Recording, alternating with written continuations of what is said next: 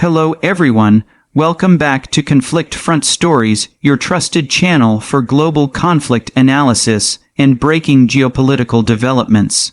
Please make sure to subscribe and like this video because what's happening right now between Iran and Israel could reshape the balance of power in the Middle East.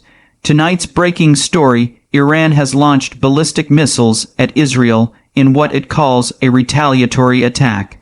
The entire region is on edge, air defense sirens are blaring, and both nations are on the brink of a wider war. The first reports began surfacing late in the evening when flashes of light were seen across the skies of Tehran and the southern provinces. Within minutes, Iranian state television confirmed that the Revolutionary Guard Corps had fired a coordinated barrage of ballistic missiles toward Israeli military targets. It was announced as a direct retaliation for Israel's previous airstrikes on Iranian assets in Syria, which reportedly killed several Iranian military advisors. The Iranian leadership called this action a measured but decisive response, while at the same time warning that any further Israeli attack would trigger a much stronger reaction. As the missiles soared through the night sky, radar systems across the Middle East detected the trajectory heading west. In Israel, sirens began to wail across multiple cities, including Tel Aviv, Jerusalem, Beersheba, and Haifa. Residents rushed to bomb shelters, and videos posted online showed the Iron Dome air defense system launching interceptors into the air. The streaks of light crisscrossed the sky in a chaotic yet controlled pattern, a dramatic symbol of two nations locked in a dangerous exchange. People across Israel could hear the thunderous echoes of the interceptions, shaking buildings and lighting up the night with bursts of light. Inside Iran, television anchors described the strike as a victory for national pride, broadcasting patriotic songs and live footage of citizens waving flags and celebrating in Tehran's main squares. The message from the Iranian government was clear: this was not an act of war, but a calculated demonstration of capability. Iranian officials stated that the operation targeted military sites and avoided civilian areas, emphasizing that the goal was to send a message, not to escalate into full-scale conflict. In Israel, the atmosphere was tense but defiant. Prime Minister Benjamin Netanyahu, who held an emergency security meeting with top defense officials just hours after the attack began, the Israeli Defense Forces released a short statement confirming that a significant number of Iranian missiles had been intercepted successfully by the Iron Dome and David's Sling systems. However, some reports indicated that a few missiles managed to penetrate the defense systems, striking near key military installations in the Negev Desert. No official casualty figures have been released, but witnesses reported hearing powerful explosions and seeing emergency services rushing to several sites. The United States immediately condemned the Iranian attack, calling it an unjustified escalation. The Pentagon confirmed that American forces in the region were not targeted, but said that all U.S. bases were now on high alert. Meanwhile, President Biden reportedly spoke with Israeli officials, reaffirming America's commitment to Israel's defense, while also urging restraint to prevent further escalation. European leaders joined the call for calm, with France, Germany, and the United Kingdom warning that a wider war could destabilize the entire region and trigger another humanitarian crisis. Despite these international appeals, both sides appeared determined to project strength. Iranian media outlets broadcast footage of missiles being launched from underground silos and mobile launchers, showcasing their technological advancement and precision capabilities. Analysts pointed out that this was one of Iran's largest missile launches in recent history, demonstrating the range and sophistication of its ballistic arsenal. Israeli intelligence officials, on the other hand, viewed this as a test, a direct challenge to Israel's deterrence. Inside Israeli command centers, military officials debated how to respond. Some advocated for immediate airstrikes on Iranian infrastructure, while others warned that such a move could ignite a regional war involving Hezbollah in Lebanon and Iran-backed militias in Iraq and Syria. Reports suggested that Israel had placed its air force on standby, with fighter jets conducting patrols along the border and near the Mediterranean coast. The possibility of cyber retaliation was also being discussed, as Israel possesses advanced cyber warfare capabilities that could disable Iranian radar or communication networks without triggering an all-out war. Meanwhile, ordinary citizens on both sides watched anxiously, unsure of what might happen next. In Iran, families gathered around televisions, proud but fearful that the retaliation might invite a devastating Israeli counterattack. In Israel, parents comforted their children in shelters as the sound of distant explosions echoed through the night. The tension was not limited to these two countries. Across Lebanon, Syria, and Iraq, armed groups aligned with Iran celebrated the attack, promising to stand ready if Israel launched a counteroffensive. Hezbollah, based in southern Lebanon, declared that it was closely monitoring the situation and would respond to any Israeli aggression in kind.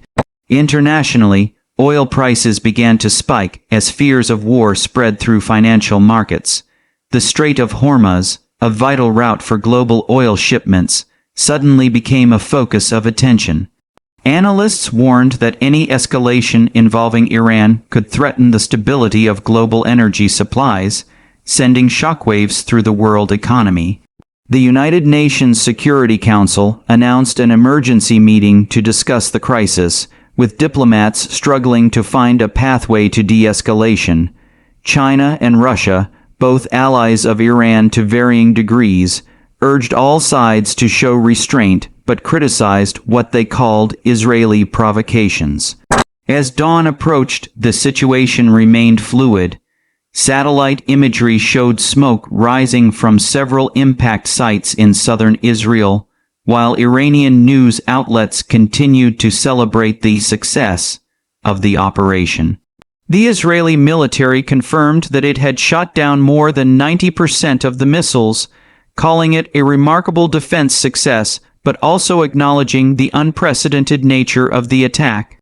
Israeli citizens awoke to scenes of damaged infrastructure and scattered debris, but also a renewed sense of unity and resilience. By mid-morning, political commentators across the world were speculating about what might come next. Would Israel strike back directly at Iranian soil? Would the United States intervene militarily? Could diplomacy still prevent a catastrophic escalation? The answers were unclear, but one thing was certain: this attack had shattered the illusion that the Iran-Israel conflict would remain in the shadows. It was now out in the open, a confrontation between two powerful rivals with far-reaching implications. In Tehran, Supreme Leader Ayatollah Ali Khamenei delivered a televised address, praising the Iranian military and warning Israel not to underestimate Iran's resolve. He said, "If they attack us again, our response will be even stronger." In Jerusalem, Prime Minister Netanyahu responded, stating, "Iran made a grave mistake tonight. Israel will defend itself against any threat." Both speeches echoed through their nations, feeding the growing sense of confrontation and defiance. Behind closed doors, intelligence agencies around the world were scrambling to assess the damage and predict the next steps. Military analysts noted that Iran's missile attack demonstrated significant coordination and precision, suggesting that its missile program had reached a new level of maturity. Israel, however, maintained that its advanced defense systems had proven their effectiveness, preventing large-scale civilian casualties and damage. The emotional toll of the attack was already being felt. Families who had spent the night in shelters described their fear, the uncertainty of whether the next siren would signal another incoming missile. On the Iranian side, young people celebrated the country's show of power, but also shared concerns online about the possibility of war. Social media platforms were flooded with videos, reactions, and analysis, turning the conflict into a global conversation. Diplomatic efforts intensified throughout the day. The United Nations, regional mediators, and several European governments attempted to establish communication between Tehran and Jerusalem. Reports suggested that Oman and Qatar, which maintain relations with both countries, were offering to host indirect talks aimed at preventing further escalation. However, both Israel and Iran appeared unwilling to back down, at least publicly. Each side needed to demonstrate strength to its people and its allies. As night fell again, the world held its breath. Israeli fighter jets were reportedly on standby, while Iran's military forces remained in high alert mode. The U.S. Navy moved additional assets into the eastern Mediterranean as a precautionary measure. The message from Washington was clear: it supported Israel's right to defend itself, but did not seek a new war in the Middle East.